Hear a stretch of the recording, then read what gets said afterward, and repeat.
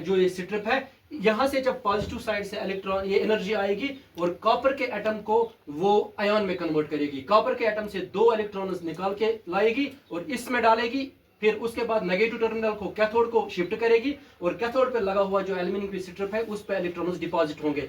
जब इलेक्ट्रॉन्स की तादाद बहुत बढ़ जाएगी, लेकिन यहाँ जिस कॉपर के एटम से इलेक्ट्रॉन को चुराया गया है वो कॉपर का एटम कॉपर आयन 2+ Cu2+ में कन्वर्ट होगा, उसके बाद सीधा सोल्यूशन में जाएगा।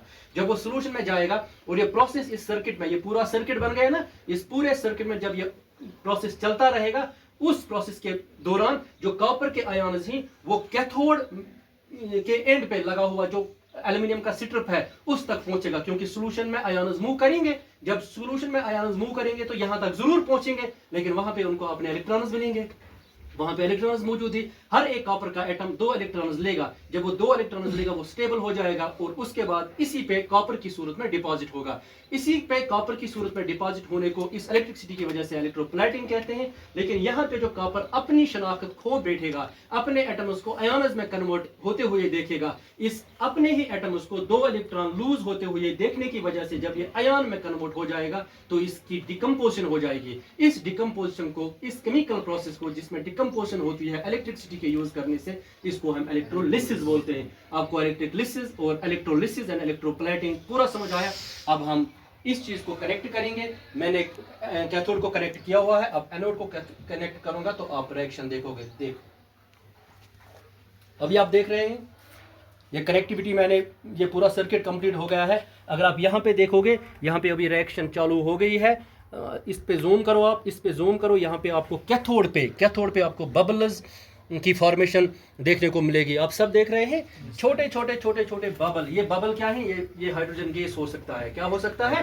क्योंकि इसमें वाटर है ना, क्योंकि वाटर भी है ना इसमें, क्योंकि वाटर इलेक्ट्रोलिसिस की वजह से हाइड्रोजन गैस में कन्वर्ट होता है और हाइड्रोजन गैस की वजह से आपको बबल्स दिखाई दे रहे हैं। लेकिन बबल्स से एक और बात सामने आती है, जब ये बबल शुरू हो जाते हैं हमें ये पता चलता है कि एनर्जी इस वक्त सप्लाई होती है और एनर्जी सप्लाई होने की वजह से इलेक्ट्रोलिसिस हो रही है। जब इलेक्ट्रोलिसिस हो रही है तो हमें यह भी समझ आएगा कि इस वक्त डेफिनेटली जो कॉपर के एटम्स वो आयन्स में कन्वर्ट होते होंगे और वो इस पे डिपॉजिट होते होंगे। जब वो डिपॉजिट होंगे, हम कुछ देर के बाद 10-15 मिनट के बाद जब इसको हम निकालेंगे तो हमें एक लेयर देखने को मिलेगी। वो लेयर, उस लेयर को, वो जो एल्यूमिनियम की स्ट्रिप पे होगी उसको हम इलेक्ट्रोप्लेटिंग बोलते हैं। हमें ये जो कॉपर का जो स्ट्रिप है, कॉपर की स्ट्रिप को हम इस सूरत में देखेंगे कि ये इसका कलर थोड़ा सा, इसमें डिस्कलोरेशन आप देखोगे, इसका कलर थोड़ा सा फेड होता हुआ आपको दिखाई देगा और इसकी जो इसकी ये होगी थिकनेस होगी, वो थिकनेस भी आप थोड़ी सी कम आपको देखने को मिलेगी। क्यों? क्योंकि इसने अपने एटम्स को लूज कन्वर्ट किया होगा आयन में,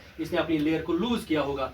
उस लेयर को लूज करने को एक तरह की डिकम्पोजिशन ही बोलेंगे, जो इलेक्ट्रिसिटी की वजह से होता है उसको हम इलेक्ट्रोलिसिस भी बोल सकते हैं। लेकिन इलेक्ट्रोलिसिस और electroplating at the same time with in the solution of the copper sulphate solution and you are seeing the bubble formation. अगर आप इसको जूम करोगे, करीब आकर आप इसको जूम करोगे, यहाँ पे आप जूम करो, आपको एक ब्लैक एक ब्लैक कलर की एक लेयर आपको चढ़ते हुए दिखाई दे रही है इस कैथोड पे, इस कैथोड की स्ट्रिप पे, एल्यूमिनियम की स्ट्रिप पे। ये ब्लैक मुझे लग रहा है इस वजह से, और बहुत सारे बबल्स वहाँ पे फॉर्म हो रहे हैं। वो बबल्स कौन से हैं? वो हाइड्रोजन गैस से। लेकिन अब इसने अगर पूरा फाइन कॉपर के कलर में ये नहीं आया तो ये एक डिफेक्ट है। इसमें क्या डिफेक्ट है वो भी पता होना चाहिए, क्योंकि करंट अभी भी बहुत ज़्यादा आ रही है। क्योंकि मैंने एक छोटा सा बल्ब बीच में लगाया जिसको आप ग्लो होते हुए देख रहे हैं, लेकिन शायद इसकी रेजिस्टेंस इतनी कम है कि अभी भी बहुत ज़्यादा करंट इसमें आती है। अभी मेरे पास जो बीकर है अभी छोटा है, ज़्यादा से ज़्यादा 400 ml इसमें है, और 400 ml होने की वजह से या कॉपर सल्फेट सोल्यूशन जो हमारा बना, शायद वो सोल्यूशन उस हिसाब से कंसंट्रेट नहीं हो गया है। शायद इसमें या कॉपर सल्फेट ज़्यादा हो गया या कम हो गया, वो भी एक वजह हो। हमने इस पूरे सेटअप को तैयार किया है। अगर उन कंडीशंस में एक छोटा सा भी एरर आ गया तो आपको पूरा कॉपर देखने को नहीं मिलेगा। लेकिन जो लेयर आप देखोगे, आपको चाहे कॉपर की सूरत में या कोई और ब्लैक कलर की सूरत में जो लेयर आपको देखने को मिलेगी वो डेफिनेटली 110% इलेक्ट्रोप्लेटिंग ही होगी, क्योंकि हमारा मकसद है इलेक्ट्रोप्लेटिंग का जो रियल केमिस्ट्री है इसके पीछे, उस केमिस्ट्री को दिखाना।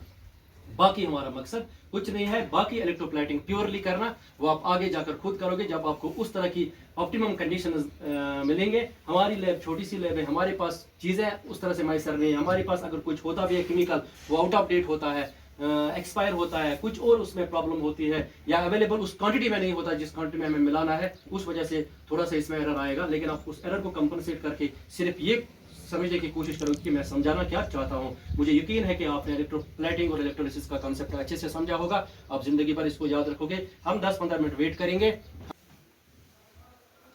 अभी हम इसको क्लोज करने जा रहे हैं, 8-10 मिनट हो गए। हम देखते हैं हमें आइडिया क्या मिलता है। मैं इसको डिस्कनेक्ट करूंगा, इसको मैं डिस्कनेक्ट करूंगा और इसको भी डिस्कनेक्ट करूंगा। अभी हम देखेंगे कि आप देखोगे मैं दोनों इलेक्ट्रोड्स को बाहर निकालूंगा। आप देखो दोनों इलेक्ट्रोड्स में इस पे ब्लैक लेयर आप देख रहे हैं ना, ये इनफैक्ट आपको ब्लैक दिख रही है लेकिन ये ब्लैक नहीं है, ठीक है। क्यों? क्योंकि इसमें करंट की ज़्यादा करंट आने की वजह से इसको फाइन पार्टिकल्स में कॉपर को कन्वर्ट किया गया है। लेकिन आप इस पे देख रहे हैं कि कलर चढ़ा है ना, कलर चढ़ा है ना। आप इस कॉपर में देख रहे हैं इसका कलर फेड हो गया है ना, गोमुत ना फेड कलर या कलर मीनस यम पे लेयर वसमस यथ पे लेयर खसमस मीनस ये गई इलेक्ट्रोप्लेटिंग गो अस गई बैटरी सहित हो अस क्या इलेक्ट्रोप्लेटिंग ये थावन ये ड्राई गस ये हकनाव ना यथ पन कॉपर कलर क्या ये कॉपर कलर अगर चे सो थोड़ा फैट आए सो त्यूत ज्यादा कह बिकॉज कि प्रॉपर कंडीशन ये तुम कहें एरर आज डेफिनेटली सैनिस मज क्या लोकल क्लासरूम एक्सपेरिमेंट ये मज एरर मगर कॉन्सेप्ट समझन तो ये वो तो यह गुमुत इरोड गो यम किस डिकम्पोजन वन ये गई इलेक्ट्रोलिसिस तो यह क्या गुमुत यह गई electroplating. So with this may यकीन कि तुम सारे समझ तो इंशाल्लाह नो प्रैक्टिकल तम गसन खुद। Thank you.